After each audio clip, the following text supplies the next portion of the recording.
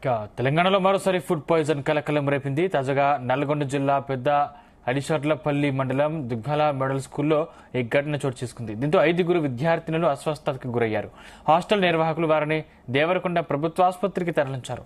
ఆదర్శ పాఠశాల వసతి గృహానికి కొద్ది రోజులుగా ఇన్ఛార్జి లేకపోవడంతో కస్తూర్బా పాఠశాల ప్రత్యేక అధికారే ఇన్ఛార్జిగా వ్యవహరిస్తున్నారు.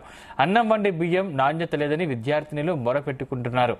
ఎన్నిసార్లు చెప్పినా అధికారులు పట్టించుకోవడం లేదంటున్నారు. అలా వండిన అన్నం తిన్నవారు అస్వస్థతకు గురయ్యారని తెలిపారు.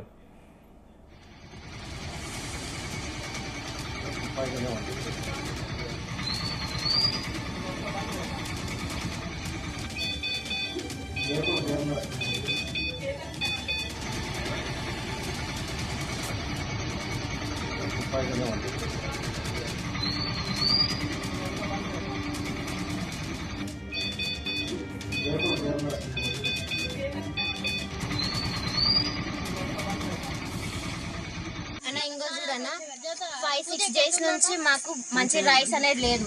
నిన్న మొన్నటి వరకు అడ్జస్ట్ చేసుకున్నాం, కానీ మా వల్ల కాదు. అందరికి ఫుడ్ ఆ రైస్ తిని మాకైతే కడుపులో నొప్పి లేస్తుంది. అయినా కానీ మేము వాళ్ళు చెప్పుకుంటలేము. ఆ ఫుడ్ తిని ఇప్పుడు చాలా మందికి ఇప్పుడు ఎట్నో అవుతుంది. అంటే రైస్ బాగుండట్లేదా, లేకపోతే వండే విధానం బాగలేదు? రైస్ బాగుండలేదు. రైస్ వచ్చిన బియ్యమే ఎట్నో ఉన్నాయి. ఎన్ని రోజులకి వెళ్ళి పెడుతున్నారు ఈ రైస్? 4 days నుంచి. 4 days కి మీరు మీ ఎస్ఓ మేడం గారికి కంప్లైంట్ చేసినారా? ఏమన్నారు? తను వచ్చి మాకేదో సందాయి చెప్పి పోయింది. అది తింటే ఏమవుతుంది? మాకు తినబుద్ధి కావట్లేదు, అసలుకి నోట్లో పెట్టబుద్ధి కావట్లేదు. మధ్యాహ్నంకి వెళ్ళి అన్నం తిన్నారా ఏమన్నా మీరు? ఇప్పుడు తిన్నారా? ఇప్పుడు అన్న ఇంకో ఫస్ట్ టైం చేపించిండ్రు. చేపిస్తే మాకు అది నచ్చలేదు, మేము తినలే. ఇక ఇదే అంశానికి సంబంధించిన మరింత సమాచారం మా ప్రతినిధి జానయ్య అందిస్తారు. జానయ్య, అదే నల్గొండ జిల్లా పెద్ద అడిషర్లపల్లి మండలంలో ఉన్నటువంటి దుగ్గ్యాల మోడల్ స్కూలు సంబంధించినటువంటి హాస్టల్లో నిన్న సాయంత్రం రాత్రి ఏదైతే ఫుడ్ పాయిజన్ కు సంబంధించి 5 విద్యార్థినులకు తీవ్ర అస్వస్థతకు గురి కావడం జరిగింది. వారిని వెంటనే దగ్గరలో ఉన్నటువంటి పిఏపల్లి మండలంలో ఉన్నటువంటి ప్రభుత్వ వైద్యశాలకు తరలించడం జరిగింది. అయితే గత కొద్ది రోజులుగా తెలంగాణ వ్యాప్తంగా కూడా కొన్ని పాఠశాలలకు సంబంధించి ఇటు మధ్యాహ్న భోజనం కావచ్చు, ఇటు వసతి గృహాల్లో భోజనానికి సంబంధించి కూడా నాణ్యమైన భోజనం అందించకపోవడంతో విద్యార్థులంతా కూడా అస్వస్థతకు గురవుతున్న పరిస్థితులు, సంఘటనలు కూడా చోటు చేసుకుంటున్న పరిస్థితి కనపడుతుంది. ఈ నేపథ్యంలో ఇటు నల్గొండ జిల్లాకు సంబంధించి కూడా గతంలో ఇటు సూర్యాపేట జిల్లాలో జిల్లా కేంద్రంలో ఉన్నటువంటి బాలికల వసతి గృహంలో కావచ్చు, ఇటు ఏదైతే దేవరకొండ నియోజకవర్గంలో ఉన్నటువంటి ఎస్టీ వసతి గృహంలో కావచ్చు, ఇలా పలు చోట్ల ఇలాంటి సంఘటనలు చోటు చేసుకుంటున్నాయి. దీనికి సంబంధించి ప్రభుత్వం పరంగా కూడా పర్యవేక్షణ పెట్టినప్పటికీ కూడా ఏదైతే విద్యార్థులకు అందించేటువంటి భోజన విషయంలో నాణ్యత ప్రమాణాలు పాటించకపోవడంతో ఇలాంటి ఘటనలు చోటు చేసుకుంటున్నాయనేది మాత్రం తల్లిదండ్రులు మాత్రం ఆరోపిస్తున్న పరిస్థితి ఉంది. ఏదైతే దుగ్గ్యాల మోడల్ స్కూల్ ఆదర్శ పాఠశాలకు సంబంధించినటువంటి వసతి గృహంలో విద్యార్థులు రాత్రి భోజనం చేసిన తర్వాత వారు తీవ్ర అస్వస్థతకు గురి కావడం జరిగింది. ఈ నేపథ్యంలో వారిని వెంటనే హాస్పిటల్ కు తీసుకువెళ్లారు. అయితే అక్కడ ఉన్నటువంటి ఏదైతే హాస్టల్ కు సంబంధించినటువంటి వార్డెను లేకపోవడంతో అక్కడ వేరే కస్తూర్బా పాఠశాలకు సంబంధించినటువంటి వార్డెన్ అక్కడ ఇన్ఛార్జిగా నియమించడం జరిగింది.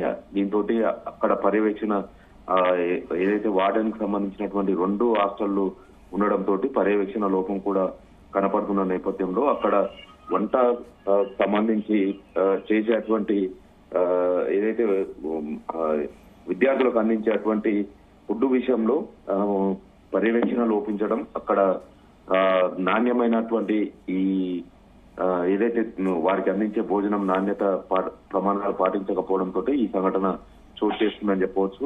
జిల్లా కలెక్టర్ త్రిపాఠి మాత్రం అక్కడికి వెళ్లి విద్యార్థులను పరామర్శించడం జరిగింది. అయితే అక్కడ వెళ్ళిన తర్వాత కలెక్టర్ మాత్రం ఇది కేవలం విద్యార్థినులు 4 రోజులుగా సరైన భోజనం తినకపోవడంతో వారికి ఈ అస్వస్థత గురి కావడం జరిగిందనేది మాత్రం కరెక్ట్ చెప్తున్నప్పటికీ నాణ్యమైనటువంటి భోజనం అందించడం లేదనేది మాత్రం విద్యార్థుల తల్లిదండ్రులు మాత్రం ఆరోపించిన పరిస్థితి. మొత్తానికైతే వసతి గృహాల్లో ప్రభుత్వ పరంగా అందించాల్సినటువంటి ఫుడ్ విషయంలో నాణ్యత ప్రమాణాలు పాటించాలని మాత్రం విద్యార్థుల తల్లిదండ్రులు మాత్రం కోరుతున్న పరిస్థితి అయితే కనబడుతుంది. సందీప్, జనయ్య, అంటే తరచూ ఇలాంటి ఘటనలు చోటు చేసుకుంటున్నాయి కూడా.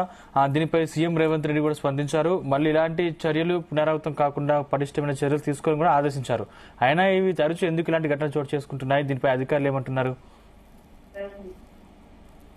అయితే ప్రభుత్వ పరంగా పలు చోట్ల ఇలాంటి వసతి గృహాల్లో ఇలాంటి సంఘటనలు చోటు చేసుకుంటున్న నేపథ్యంలో ప్రభుత్వ పరంగా ఒక కమిటీని కూడా నియమించడం జరిగింది. ఆ కమిటీ ఏదైతే వసతి గృహాల్లో కావచ్చు, ఇటు పాఠశాలల్లో మధ్యాహ్న భోజన విషయం సంబంధించినటువంటి విషయంలో కావచ్చు, మొదటగా ఆ కమిటీకి సంబంధించినటువంటి పాఠశాల హెడ్ మాస్టర్ తో పాటు హాస్టల్ సంబంధించినటువంటి వార్డెన్ మొదటగా వాళ్ళు కమిటీకి సంబంధించిన వాళ్ళు భోజనం చేసిన తర్వాతనే విద్యార్థులకు పెట్టాలనేది ఒక నిబంధన ఏర్పాటు చేయడం జరిగింది. కానీ అయినా కూడా ఇలాంటి ఘటనలు చోటు చేసుకుంటున్నాయి. ఈ నేపథ్యంలో ఏదైతే ప్రభుత్వ పరంగా పెట్టినటువంటి కమిటీలకు సంబంధించి పర్యవేక్షణ ఉండాల్సి ఉంది. అయినా కూడా పర్యవేక్షణ ఉన్నా కూడా ఈ కమిటీలు పూర్తి స్థాయిలో ఏర్పాటు చేయకపోవడం, ఫుడ్ కు సంబంధించినటువంటి వసతి గృహాల్లో ఉదయం పూట టిఫిన్ తో పాటు మధ్యాహ్నం మాత్రం భోజనము పాఠశాలల్లో ఉంటుంది. తర్వాత రాత్రి మాత్రం ఖచ్చితంగా భోజనం మెనూ పాటించాల్సిన అవసరం ఖచ్చితంగా ఉంటుంది. కానీ ఇటు హాస్టల్లో గానీ, ఇటు మధ్యాహ్న భోజనానికి సంబంధించి పాఠశాలలో గానీ సరైనటువంటి మెనూ పాటించకుండా నాణ్యమైనటువంటి కూరగాయలు కావచ్చు, ఇటు బియ్యానికి సంబంధించి రైస్ కు సంబంధించి కూడా నాణ్యమైనటువంటి రాకుండా ఉండడంతో ఇలాంటి ఘటనలు చోటు చేసుకుంటున్నాయని చెప్పవచ్చు. ఇటు ప్రభుత్వ పరంగా బియ్యానికి సంబంధించి సరఫరా మొత్తం ప్రభుత్వ పరంగా చేస్తుంటారు. కానీ పాఠశాలలకు అందించేటువంటి హాస్టళ్లకు అందించేటువంటి బియ్యం మాత్రం సన్న రకం అందిస్తున్నప్పటికీ కూడా అవి ఎక్కువ రోజులు నిల్వ ఉన్న బియ్యం కావడం, వాటిని సరైనటువంటి విధానంలో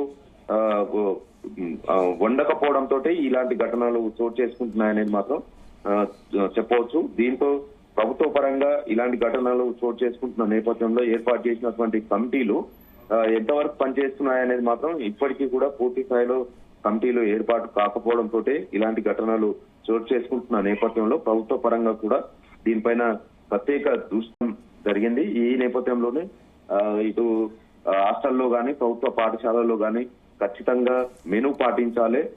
కమిటీ ఏదైతే ఉంటుందో ఆ కమిటీ భోజనం చేసిన తర్వాతనే విద్యార్థులకు వండించాలనేది మాత్రం రూలు పెట్టినప్పటికీ ఈ కమిటీలు మాత్రం పూర్తి స్థాయిలో పనిచేయకపోవడంతో ఇలాంటి ఘటనలు చోటు చేసుకుంటున్నాయని మాత్రం చెప్పవచ్చు. సందీప్.